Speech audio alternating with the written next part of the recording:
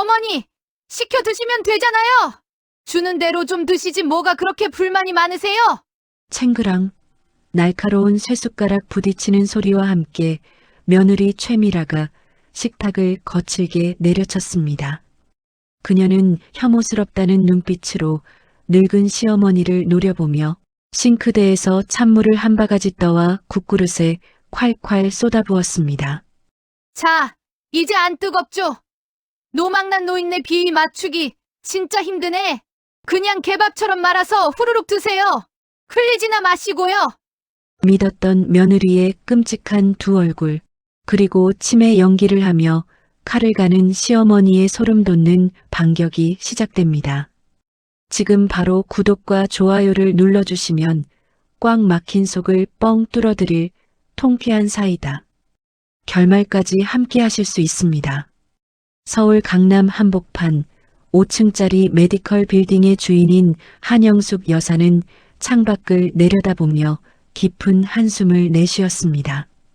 평생 안 먹고 안 입으며 시장 바닥에서 생선 장사부터 시작해 일군 피땀 어린 재산이었습니다. 남편을 먼저 떠나보내고 홀로 남매를 키우며 악착같이 버텨온 세월이 주마등처럼 스쳐 지나갔습니다. 하지만 영숙의 가슴을 짓누르는 건 지나간 고생이 아니었습니다. 바로 배 아파 낳은 자식들의 변해버린 태도 때문이었습니다. 일주일에 한 번 걸려오는 전화는 안부 인사가 아닌 돈 달라는 소리뿐이었습니다. 어머니, 이번에 사업 자금이 조금 부족해서요. 딱 3억만 융통해 주세요. 어머님, 손주 유학비가 모자란데 건물 담보로 대출 좀 안 될까요? 아들 준성과 며느리 미라는 마치 맡겨놓은 돈을 찾아가듯 뻔뻔하게 손을 벌렸습니다. 그들에게 어머니는 그저 걸어다니는 현금 인출기일 뿐이었습니다. 영숙은 치밀어 오르는 배신감에 며칠 밤을 설쳤습니다. 내가 죽으면 저것들이 내 제사상에 밥이라도 한 그릇 올려놓을까? 아니, 장례식장에서 돈 계산하느라 바쁘겠지. 영숙은 결단을 내려야 했습니다. 내 자식들이 정말 나를 부모로 생각하는지 아니면 돈주머니로 생각하는지 확인해야만 했습니다. 그녀는 화장대 거울 앞에 앉아 헝클어진 머리를 매만지며 비장한 표정을 지었습니다. 그래, 내가 미친 척을 한번 해보자. 정신줄 놓은 늙은 어미 앞에서도 너희가 효자 노릇을 하는지 두고 보자꾸나. 다음 날 영숙은 평소 다니던 신경과 의사이자 오랜 친구인 김 원장을 찾아갔습니다. 자초지종을 들은 김 원장은 펄쩍 뛰며 말렸지만 영숙의 고집을 꺾을 수는 없었습니다. 결국 김 원장은 영숙의 계획에 동참하기로 하고 가짜 진단서를 작성해 주었습니다. 알츠하이머성 치매 초기, 인지 능력 저하 및 감정 조절 장애 동반. 진단서를 받아든 영숙의 손이 파르르 떨렸습니다. 이제 되돌릴 수 없는 연극이 시작된 것입니다. 그녀는 집으로 돌아와 멀쩡한 옷들을 장롱 깊숙이 숨기고 낡고 색바랜 몸빼 바지와 늘어난 티셔츠를 꺼내 입었습니다. 그리고 자식들에게 전화를 걸었습니다. 수화기를 든 영숙의 목소리는 평소의 당당함은 온데간데 없고 잔뜩 겁에 질린 어린아이처럼 떨리고 있었습니다. 준성아, 애미다. 무서워. 자꾸 누가 내 돈을 훔쳐가려고 해. 어두컴컴한 사람들이 자꾸 벽에서 나와. 1시간도 채 되지 않아 아들 내외가 헐레벌떡 집으로 들이닥쳤습니다. 평소에는 오라고 사정을 해도 바쁘다며 핑계를 대던 그들이었습니다. 어머니, 무슨 일이세요? 네, 치매라니요. 아들 준성이 호들갑을 떨며 들어왔지만 영숙의 눈에는 아들의 걱정스러운 표정 뒤에 숨겨진 묘한 안도감이 보였습니다. 며느리 미라는 들어오자마자 집안을 쓱 훑어보더니 영숙의 상태보다는 탁자 위에 놓인 통장과 도장에 시선이 꽂혔습니다. 영숙은 초점 없는 눈으로 허공을 응시하며 중얼거렸습니다. 누구세요? 우리 아들 준성이는 아직 학교에서 안 왔는데. 배고파. 밥 줘. 세상에 여보. 어머님 증세가 심각한 것 같아. 나도 못 알아보시잖아. 며느리 미라가 입가에 묘한 미소를 띠며 말했습니다. 그 미소는 슬픔이 아닌 기회를 포착한 하이에나의 비릿한 웃음이었습니다. 여보, 안 되겠다. 어머님 혼자 두면 큰일 나겠어. 우리가 모셔야지. 당장 짐 챙겨서 이리로 들어오자. 미라의 제안에 아들은 잠시 망설이는 듯 하더니 이내 고개를 끄덕였습니다. 그래, 당신 말이 맞아. 요양원에 보내드리면 남들 눈도 있고 우리가 모시면서 이 건물 관리도 좀 하고 그래야지. 영숙은 멍한 표정을 짓고 있었지만 속으로는 피눈물을 흘리고 있었습니다. 어머니를 모시겠다는 말보다 건물 관리라는 말에 더 힘이 실려 있었기 때문입니다. 헤헤. 밥 줘. 영숙이 바보처럼 웃으며 며느리의 옷자락을 잡았습니다. 미라는 순간적으로 얼굴을 찌푸리며 옷자락을 탁 쳐냈지만 아들이 볼까봐 금세 온화한 표정으로 바꾸었습니다. 네, 어머니. 맛있는 거 해드릴게요. 이제 저희랑 같이 살아요. 그 목소리는 소름 끼치도록 상냥했습니다. 영숙은 며느리의 뱀 같은 눈빛을 보며 주먹을 꽉 쥐었습니다. 호랑이 굴에 제 발로 들어온 것을 환영한다.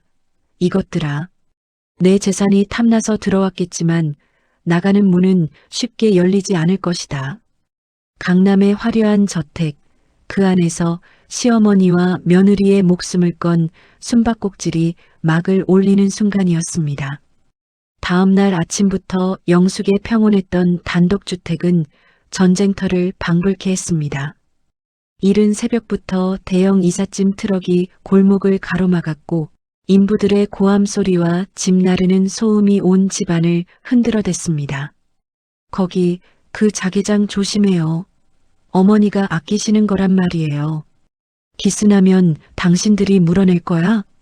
며느리 최미라의 쩌렁쩌렁한 목소리가 거실을 가득 채웠습니다. 겉으로는 시어머니의 물건을 챙기는 듯 했지만 실상은 집안의 주도권을 잡기 위한 포효나 다름없었습니다. 영숙은 거실 구석 낡은 소파에 쭈그리고 앉아 벌벌 떠는 신용을 했습니다. 무서워. 내 집인데. 도둑놈들이 들어왔어. 여보, 나 좀 살려줘.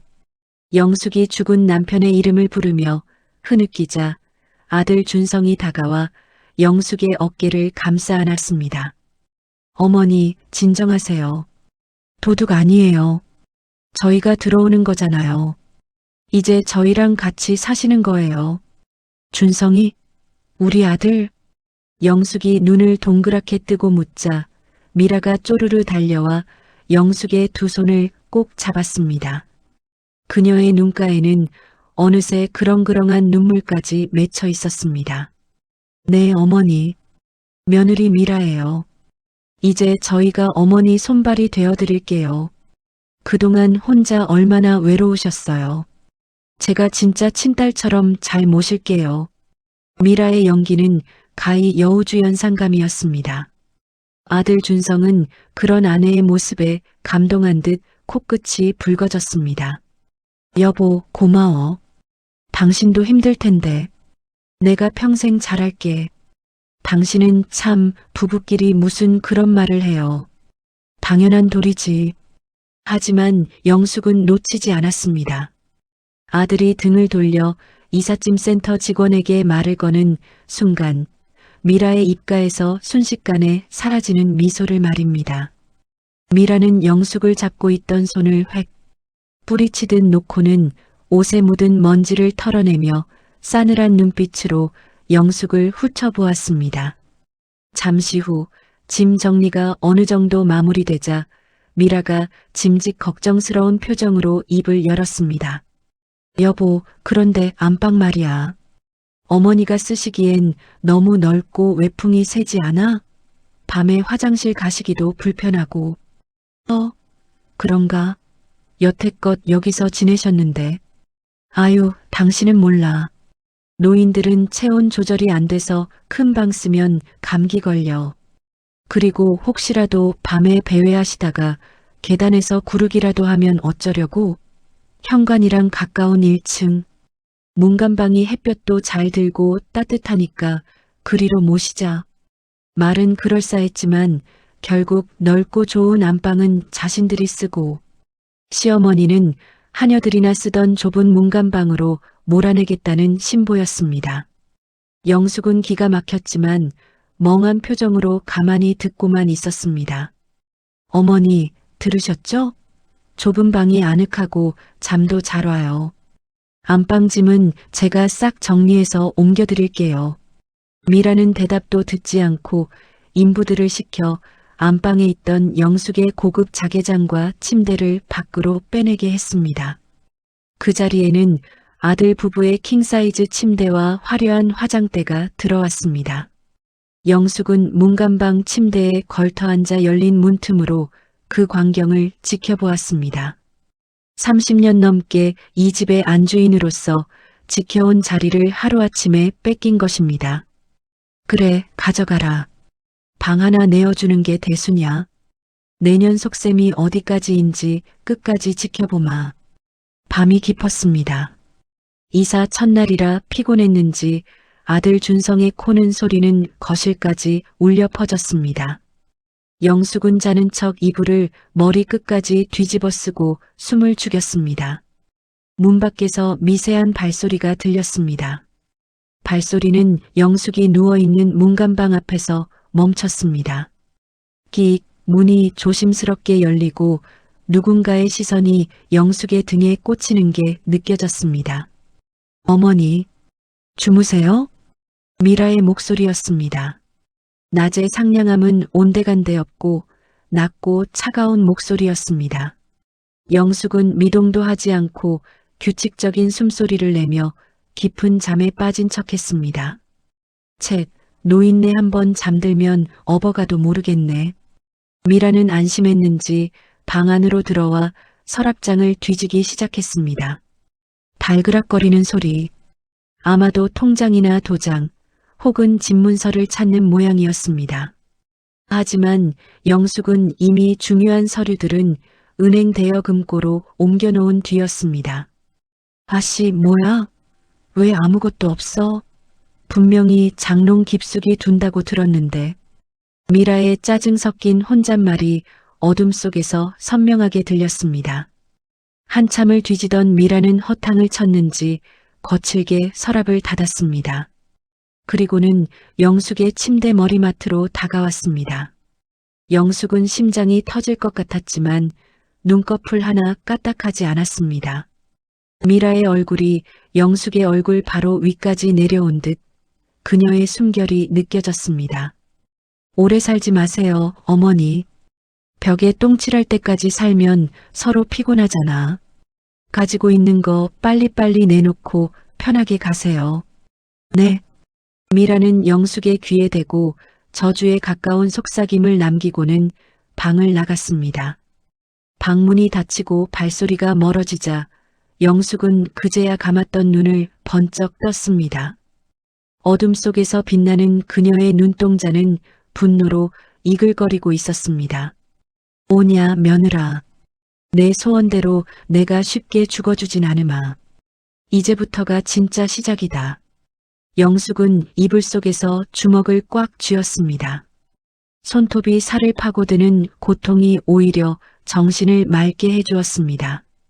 굴러온 돌이 박힌 돌을 빼내려 했지만 그 박힌 돌 아래에는 다이너마이트가 묻혀 있다는 걸 그녀는 아직 모르고 있었습니다. 다음 날 아침 부엌에서는 도마질 소리가 경쾌하게 울려 퍼졌습니다. 고소한 참기름 냄새와 갓 지은 밥 냄새가 집안을 가득 채웠습니다. 며느리 미라는 새벽부터 일어나 진수성찬을 차려냈습니다. 윤기가 흐르는 갈비찜에 조기구이, 잡채까지 마치 생신상 같은 아침상이었습니다. 어머니, 어서 나오세요. 식사하셔야죠. 미라는 영숙을 문간방에서 부축해 나오며 세상에서 가장 상냥한 목소리로 말했습니다. 식탁에 앉은 아들 준성은 입이 귀에 걸렸습니다. 와, 당신 진짜 대단하다. 어머니 모신다고 첫날부터 이렇게 차린 거야? 내가 장가 하나는 진짜 잘 갔어. 어머, 당신도 참. 어머니 드실 건데 당연하지. 어머니, 아하세요. 제가 갈비 발라드릴게요. 미라는 직접 고기 살을 발라 영숙의 숟가락 위에 올려주었습니다. 영숙은 일부러 밥알을 조금 흘리며 어눌하게 받아 먹었습니다. 맛있다. 고기, 맛있다. 아이고, 우리 어머니 잘 드시네. 천천히 드세요, 체하실라. 미라는 흘린 밥알을 휴지로 닦아주며 지극정성을 다했습니다. 준성은 흐뭇한 표정으로 밥그릇을 비우고 자리에서 일어났습니다. 나 이제 출근할게. 여보, 어머니 잘 부탁해. 무슨 일 있으면 바로 전화하고. 걱정 말고 다녀와요. 돈 많이 벌어오세요, 여보. 현관문이 철컥하고 닫히는 소리가 들렸습니다. 그리고 엘리베이터 내려가는 소리까지 확인한 후 정적이 흘렀습니다. 그 순간 미라의 얼굴에서 웃음기가 싹 사라졌습니다. 마치 가면을 벗어던지듯 그녀는 싸늘한 표정으로 돌변했습니다. 그녀는 영숙이 채 다 먹지도 못한 밥그릇을 거칠게 낚아챘습니다. 아이고, 밥맛 떨어져. 노인네 침 묻은 걸 어떻게 보고 있어? 그릇들이 개수대에 던져졌습니다. 미라는 고무장갑을 끼며 투덜거렸습니다. 어머니, 다 드셨으면 방에 들어가 계세요. 알짱거리지 말고. 영숙은 쫓겨나듯 문간방으로 들어갔습니다. 아침에 먹은 갈비찜이 얹힌 듯 속이 더부룩했습니다. 하지만 진짜 고역은 점심시간부터였습니다. 배꼽시계가 울릴 무렵 방문이 벌컥 열렸습니다. 미라가 쟁반 하나를 툭 던지듯 방바닥에 내려놓았습니다. 밥 드세요. 쟁반 위에는 아침에 그 화려한 반찬들은 온데간데 없었습니다.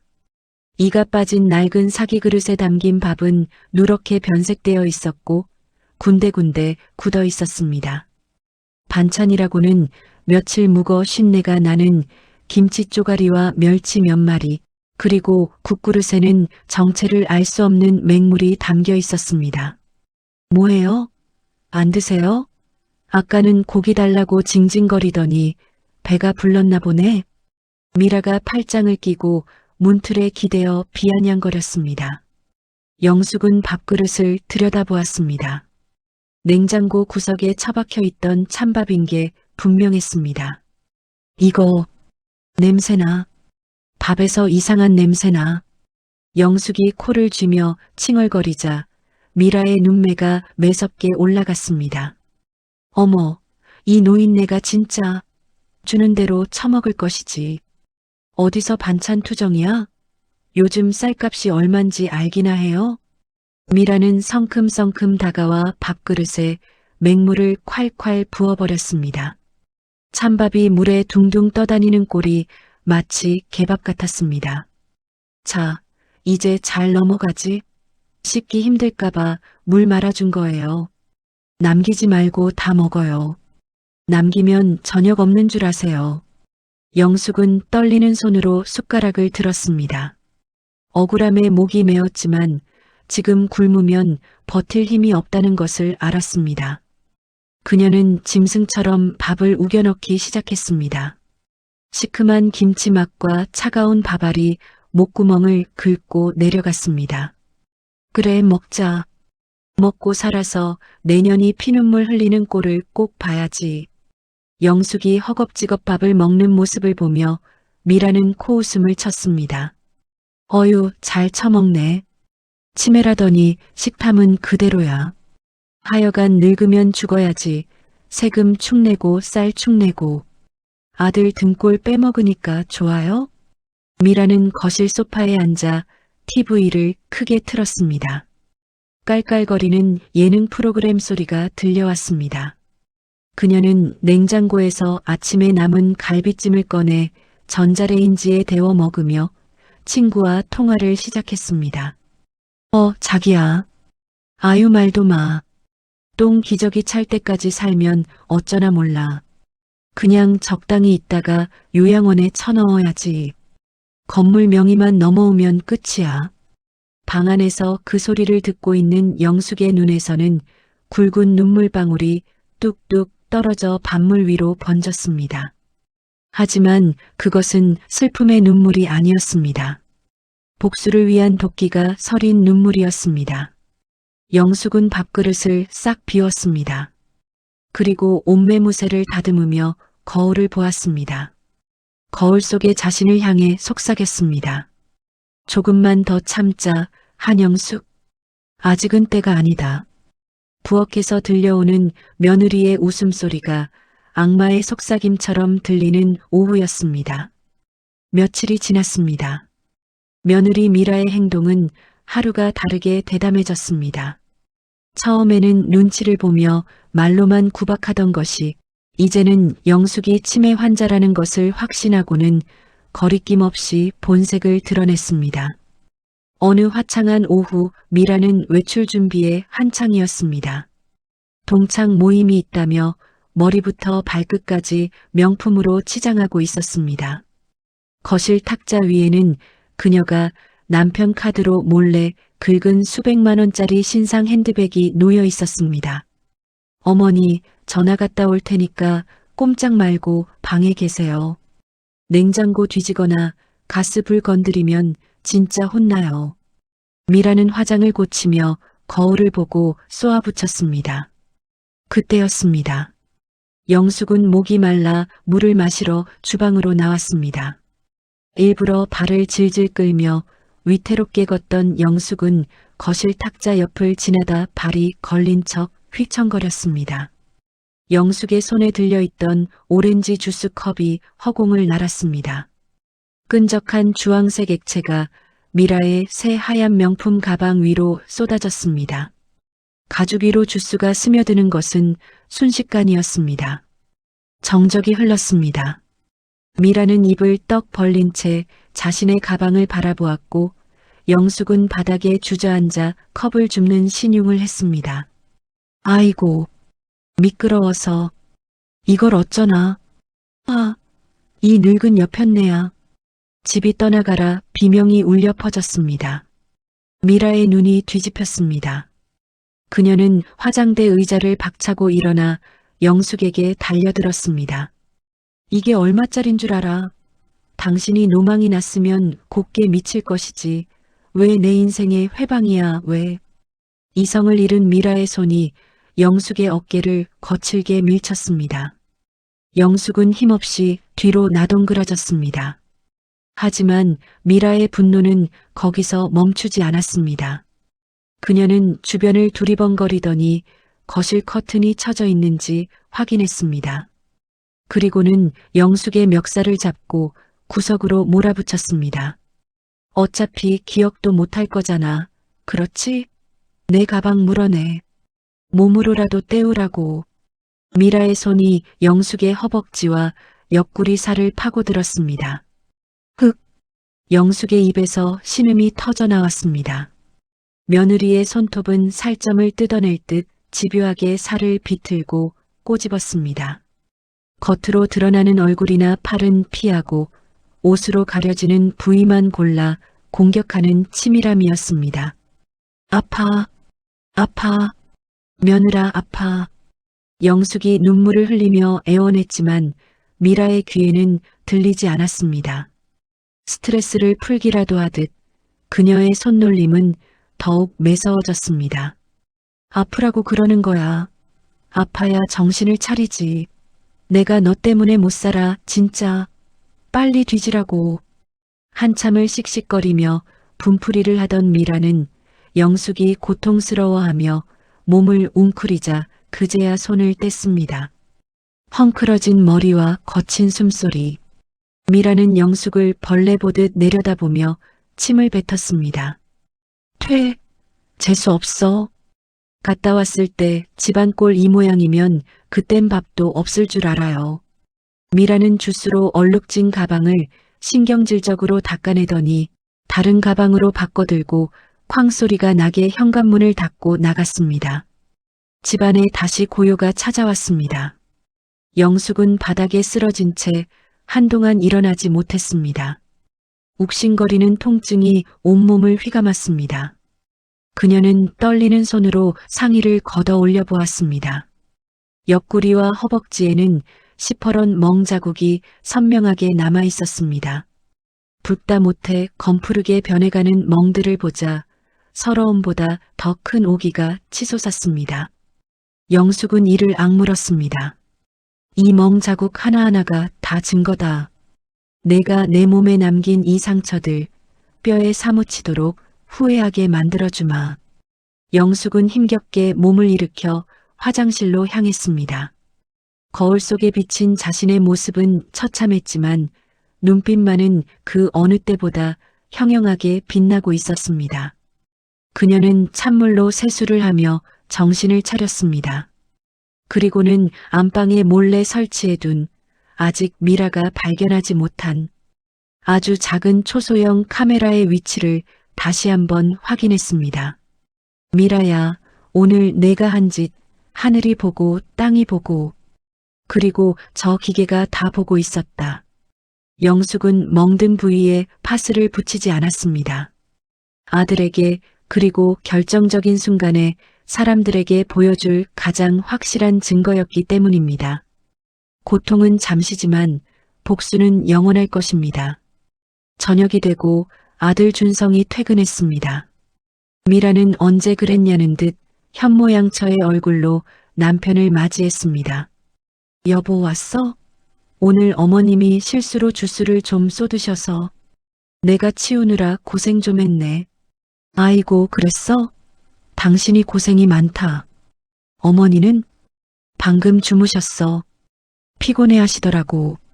방 안에서 그 대화를 듣고 있던 영숙은 이불 속에서 자신의 멍든 허벅지를 어루만지며 차가운 미소를 지었습니다. 그래, 짖어라. 곧 내 입에서 비명소리만 나오게 될 테니. 폭풍전야의 밤이 깊어가고 있었습니다. 며느리 미라의 학대가 정점에 달할 무렵 집안에는 묘한 긴장감이 감돌았습니다. 미라는 이제 영숙이 완전히 판단력을 상실했다고 믿어 의심치 않았습니다. 그녀는 거실 소파에 다리를 꼬고 앉아 스피커폰으로 통화를 하며 영숙이 듣고 있다는 사실조차 신경 쓰지 않았습니다. 오빠. 나야. 그 양말이야. 수면제 성분 좀 더 센 걸로 구할 수 있어?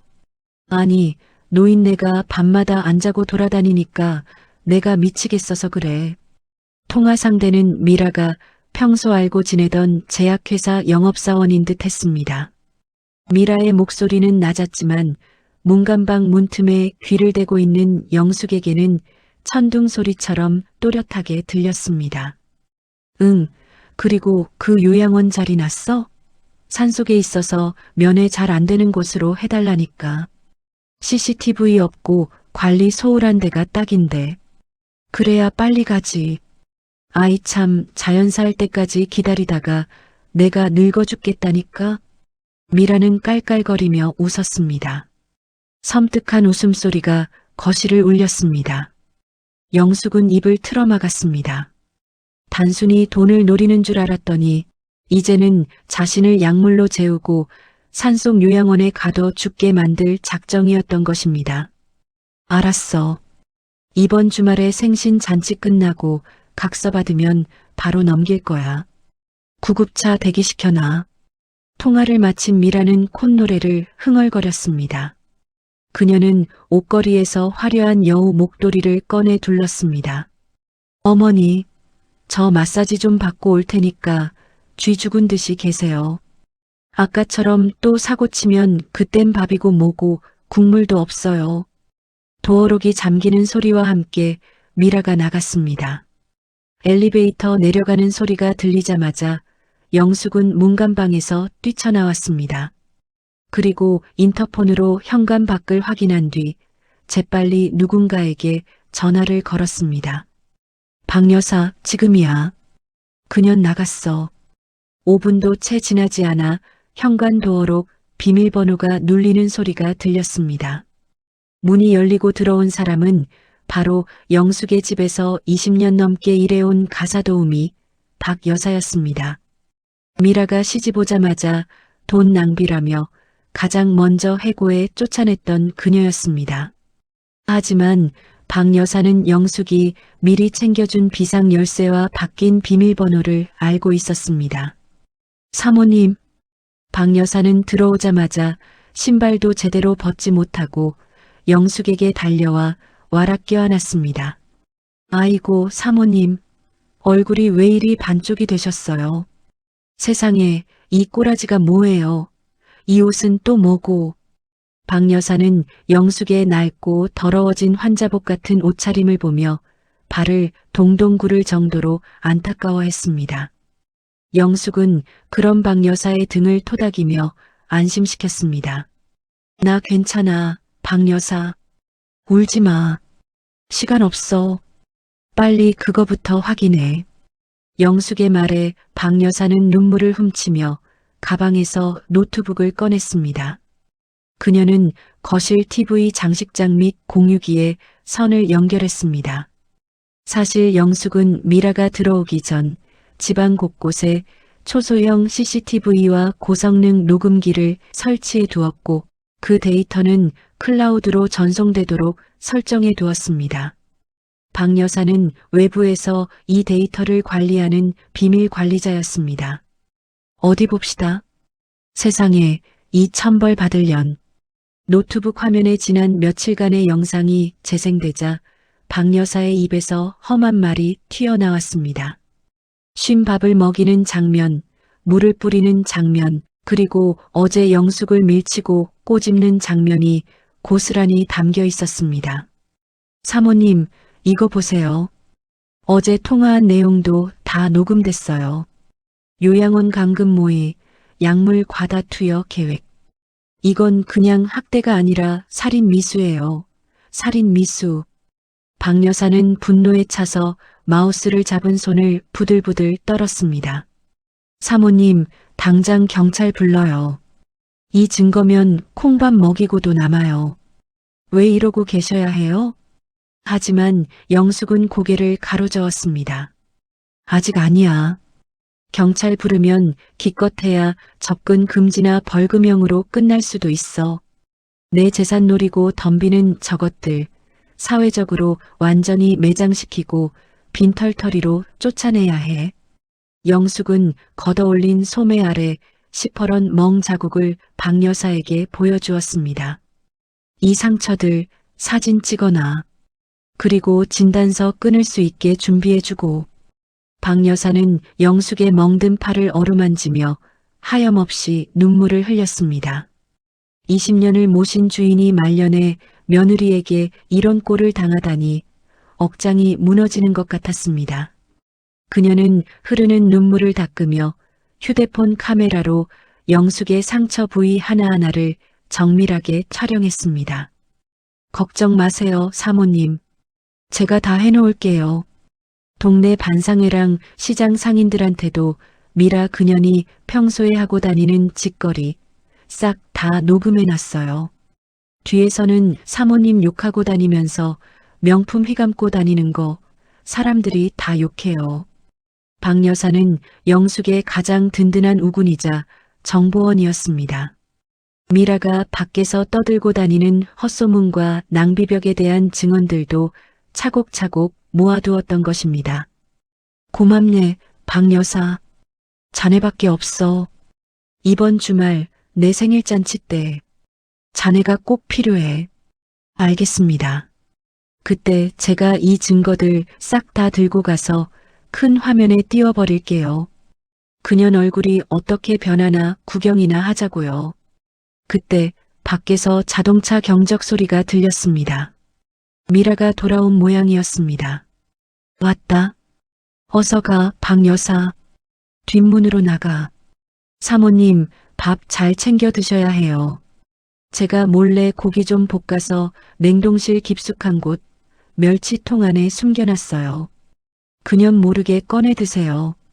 박 여사는 영숙의 손을 한번 꽉 잡은 뒤 첩보 요원처럼 신속하게 주방 뒷문을 통해 사라졌습니다. 영숙은 재빨리 노트북 연결선을 정리하고 다시 문간방으로 들어가 이불을 뒤집어 썼습니다.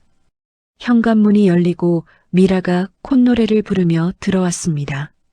어머니, 저 왔어요. 안 죽고 살아계시죠? 아유, 냄새나. 환기 좀 시키지. 미라는 거실에 들어오자마자 짜증을 내며 창문을 활짝 열었습니다. 차가운 바람이 들어왔지만 영숙의 가슴속은 그 어느 때보다 뜨겁게 타오르고 있었습니다. 웃어라, 실컷 웃어둬라. 그 웃음이 비명으로 바뀔 날이 딱 이틀 남았다. 영숙은 이불 속에서 박 여사가 주고 간 따뜻한 핫팩을 꼭 쥐었습니다. 이제 모든 증거는 확보되었습니다. 사냥감은 덫이 있는 줄도 모르고 제 발로 걸어 들어오고 있었습니다. 드디어 결전의 날, 영숙의 칠순 잔치가 열리는 날이 밝았습니다. 며느리 미라는 며칠 전부터 동네방네 소문을 냈습니다. 치매 걸린 시어머니를 위해 집에서 성대하게 잔치를 열어드린다며 효부 코스프레를 하기 위함이었습니다. 집안은 아침부터 북새통을 이뤘습니다. 출장 뷔페 업체가 들어와 음식을 세팅하고 화려한 꽃장식이 거실을 메웠습니다. 미라는 수백만 원짜리 한복을 차려입고 올림머리까지 한 채 손님을 맞이하느라 분주했습니다. 어머, 새댁. 세상에 이런 며느리가 어디 있어?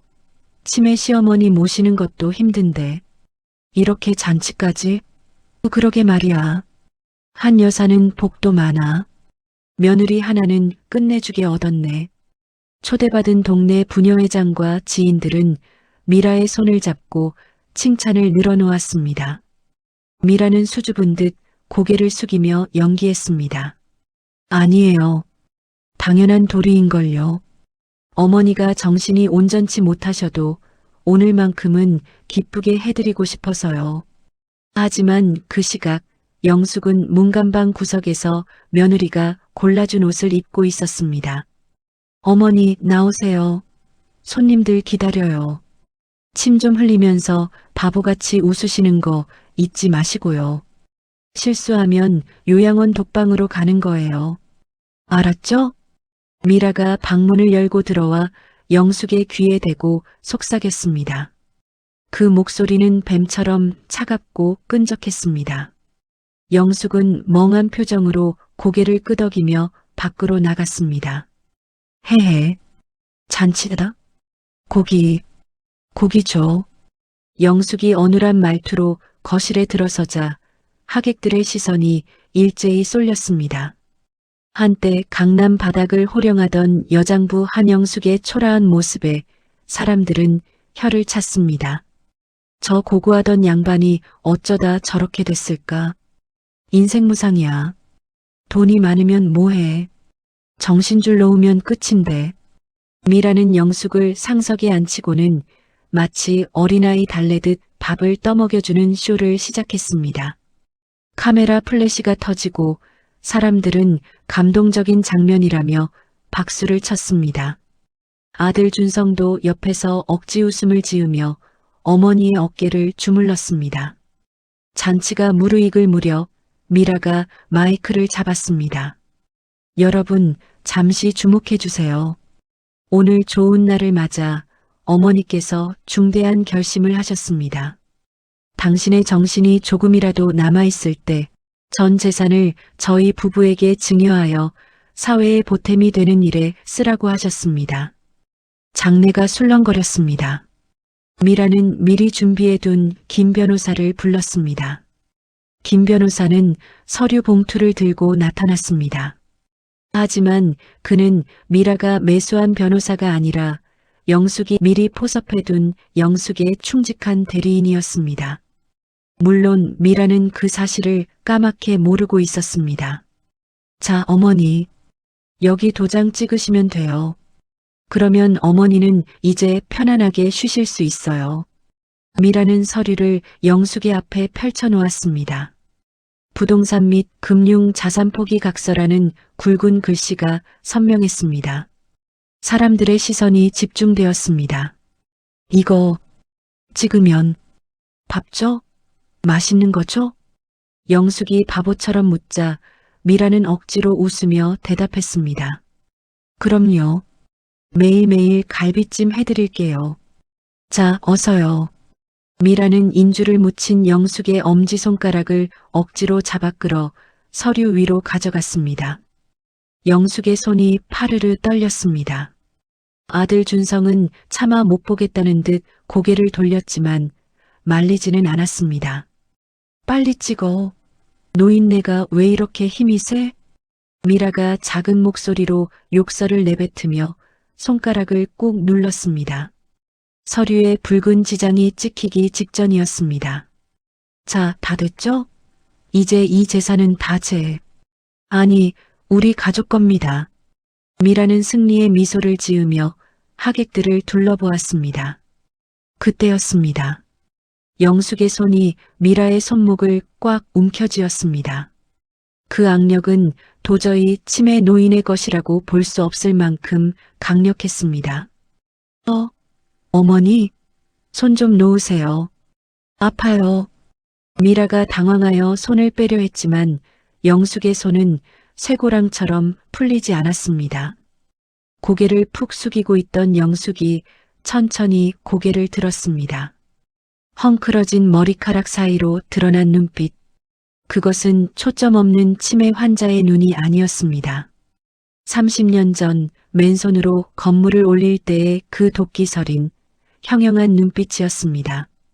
미라야. 영숙의 입에서 나온 목소리는 어눌함이라고는 전혀 없는 또렷하고 서늘한 저음이었습니다. 연기하느라 힘들었지? 이제 그만해도 되겠다. 순간 왁자지껄하던 연회장에 찬물을 끼얹은 듯 정적이 흘렀습니다. 미라의 얼굴이 하얗게 질렸고 아들 준성은 들고 있던 술잔을 떨어뜨렸습니다. 유리잔 깨지는 소리가 신호탄이 되듯 영숙은 잡고 있던 미라의 손을 거칠게 뿌리치고 자리에서 벌떡 일어났습니다. 굽은 등은 펴졌고 떨리던 손은 멈췄습니다. 그녀는 며느리와 아들을 번갈아 노려보며 좌중을 압도하는 카리스마로 입을 열었습니다. 자, 쇼는 끝났다. 이제 진짜 잔치를 시작해볼까? 어머니, 지금 그게 무슨... 며느리 미라는 뒷걸음질을 쳤습니다. 방금 전까지 초점 없이 흐리멍덩하던 시어머니의 눈빛이 마치 먹잇감을 노리는 매처럼 매섭게 빛나고 있었기 때문입니다. 꼿꼿한 자세로 미라를 내려다보았습니다. 왜? 내가 계속 미친년 노릇해주길 바랐니? 그래야 내 피 같은 돈을 꿀꺽 삼킬 수 있었을 테니까.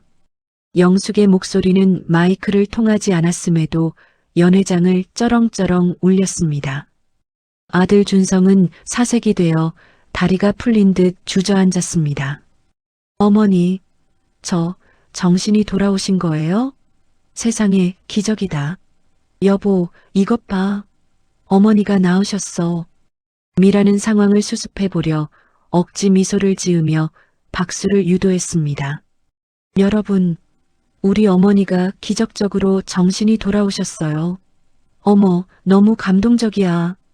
하지만 영숙은 코웃음을 쳤습니다. 닥쳐라. 어디서 뱀 혓바닥을 놀려? 박여사, 들어와. 영숙의 호령이 떨어지자 굳게 닫혀있던 연회장 뒷문이 열리고 가사도우미 박여사가 비장한 표정으로 걸어 들어왔습니다. 그녀의 손에는 노트북이 들려 있었습니다. 미라의 눈이 휘둥그레졌습니다. 아니, 저 아줌마는 내가 쫓아냈는데? 경비원, 뭐해요? 저 여자 안 끌어내고. 미라가 소리를 질렀지만 박 여사는 들은 척도 하지 않고 단상 옆에 있는 대형 스크린 제어 장치로 다가갔습니다. 원래는 미라가 준비한 효부 최미라의 헌신이라는 영상을 틀기로 되어 있던 스크린이었습니다. 자, 여기 오신 분들. 내 며느리가 그동안 나한테 얼마나 지극정성인지 그 실체를 똑똑히 봐주시구려. 영숙의 말이 끝나자마자 스크린 화면이 바뀌었습니다. 치잉 마이너스 하는 노이즈와 함께 영상이 재생되었습니다. 첫 장면은 주방이었습니다. 며느리 미라가 쉰내가 풀풀 나는 찬밥에 수돗물을 콸콸 붓는 장면이 고화질로 잡혔습니다. 아이고, 밥맛 떨어져. 그냥 개밥처럼 말아서 처먹어. 연회장이 술렁거리기 시작했습니다. 저게 뭐야? 세상에 미쳤나봐 하는 수군거림이 파도처럼 번졌습니다. 미라의 얼굴은 흑빛이 되었습니다. 꺼. 당장 꺼. 저거 조작이에요. 요즘 딥페이크인가 뭔가 그거라고요. 미라가 스크린을 가리려고 단상으로 뛰어 올라갔지만 김 변호사가 고용한 경호원들이 그녀를 막아섰습니다. 영상은 계속되었습니다. 이번에는 거실이었습니다.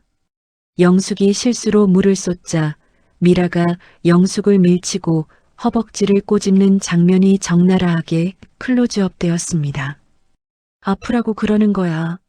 빨리 뒤지라고. 냄새나는 노인네야. 하객들 사이에서 비명과 탄식이 터져나왔습니다.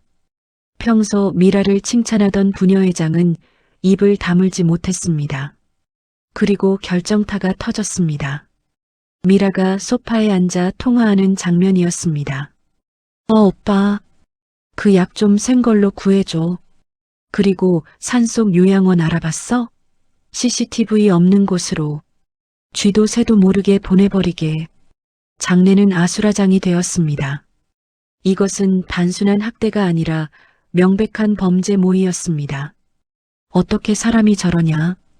짐승만도 못한 년. 하객들의 맹비난이 쏟아지자 미라는 귀를 막고 비명을 질렀습니다. 아니야.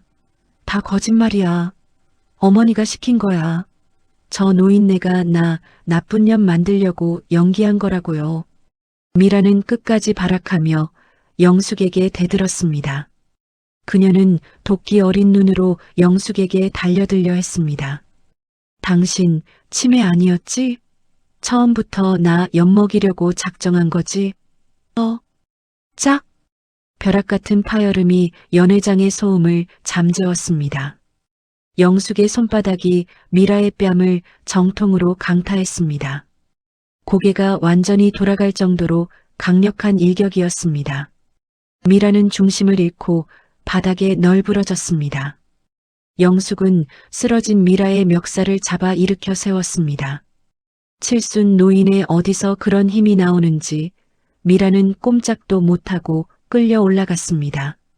작정? 그래, 작정했다. 내 배 아파 낳은 자식이 내 며느리라는 년이 나를 어미로 보는지 돈주머니로 보는지 확인하려고 작정했다. 그런데 결과가 참 처참하구나. 영숙은 며느리를 바닥에 패대기 쳤습니다.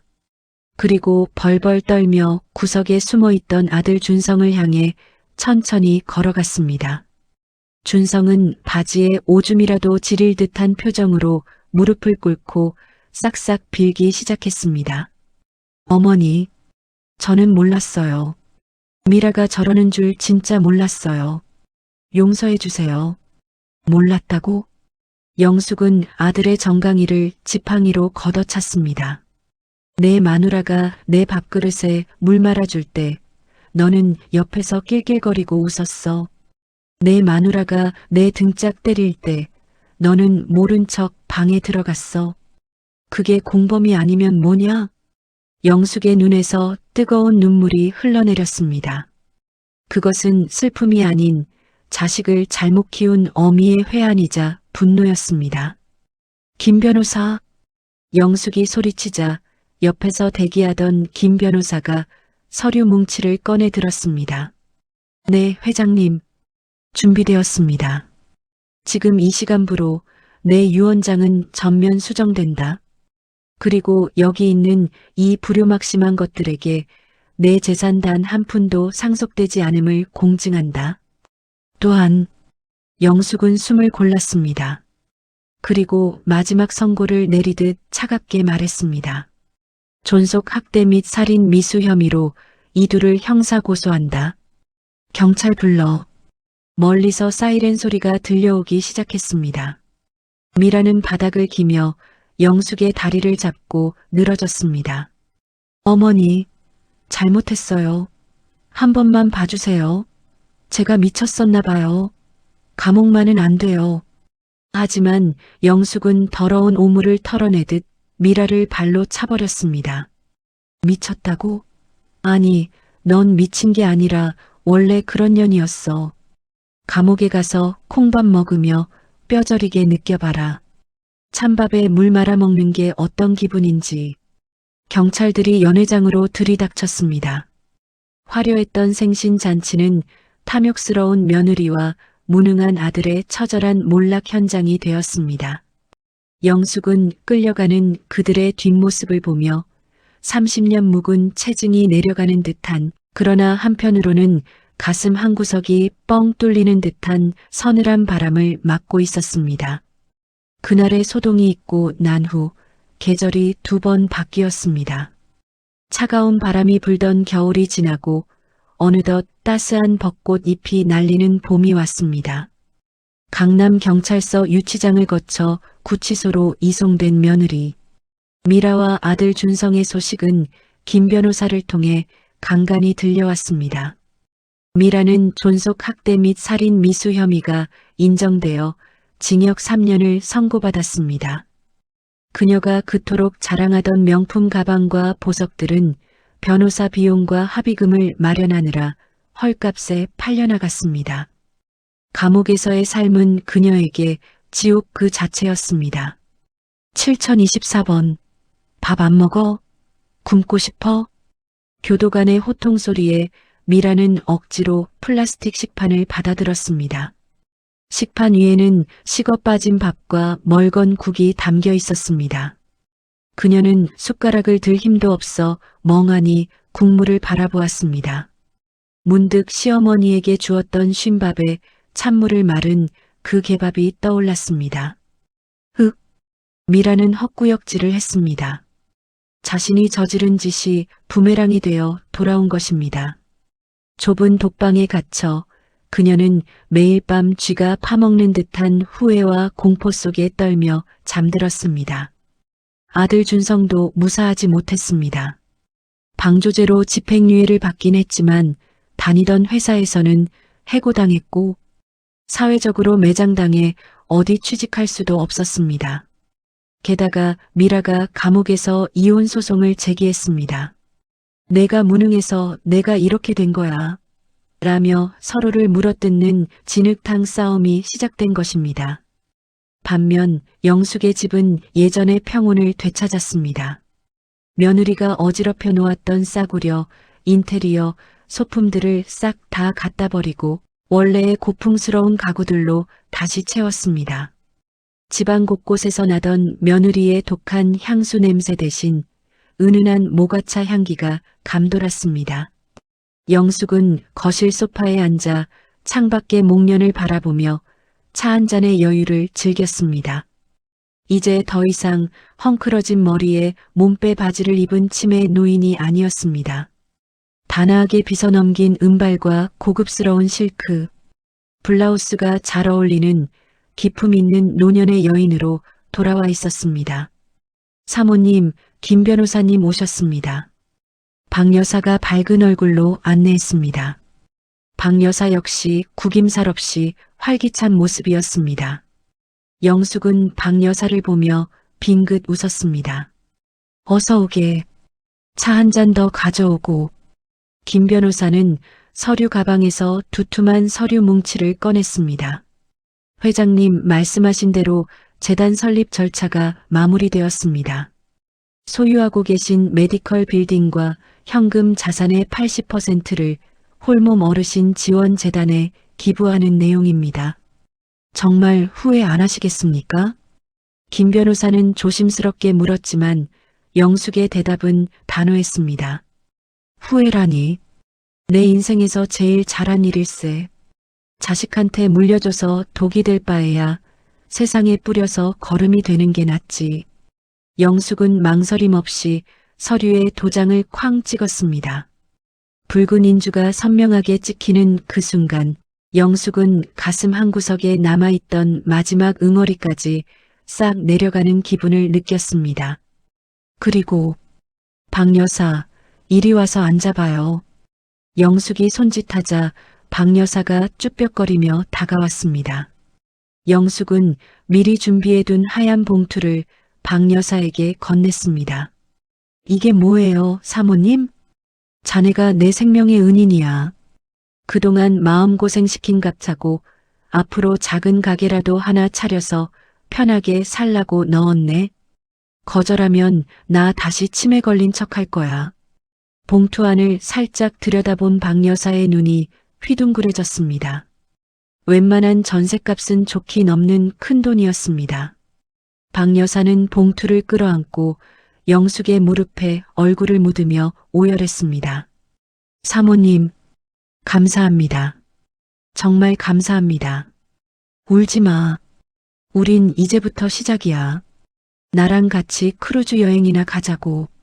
내 인생, 남은 시간은 오로지 나를 위해 쓸 거야. 며칠 후 영숙은 공항 출국장 앞에 섰습니다. 선글라스를 끼고 트렌치 코트를 걸친 그녀의 모습은 70대라고는 믿기지 않을 만큼 당당했습니다.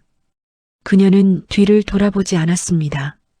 탐욕으로 얼룩진 과거는 뒤로하고 그녀 앞에는 찬란한 황혼의 자유가 펼쳐져 있었습니다. 비행기가 활주로를 박차고 날아올랐습니다. 구름 위로 솟아오르는 비행기처럼 한영숙의 인생 이막도 이제 막 힘찬 비상을 시작하고 있었습니다. 그녀의 입가에 맺힌 미소는 봄날의 햇살보다 더 눈부셨습니다. 진정한 복수는 상대를 파멸시키는 것에서 끝나는 것이 아니라 나 자신이 보란 듯이 행복해지는 것이라는 걸 그녀는 이제 알고 있었습니다. 가족이라는 이름으로 희생을 강요받고 계시진 않나요? 내 인생의 주인은 자식이 아니라 바로 나 자신입니다.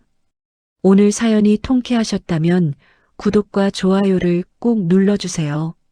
여러분의 속을 뻥 뚫어드릴 더 강력한 사이다 사연으로 다시 찾아오겠습니다. 시청해주셔서 감사합니다.